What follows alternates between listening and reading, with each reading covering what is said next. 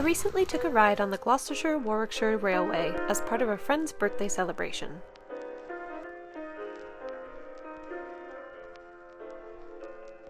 This volunteer-operated heritage steam railway uses part of the route of the former Great Western Railway's main line.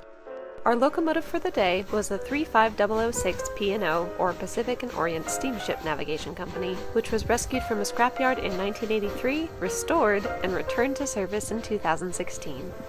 On this day, it took us on a 28-mile round-trip journey between Broadway and Cheltenham. It was utter bliss, and I'm forever grateful to live amongst such beauty and heritage.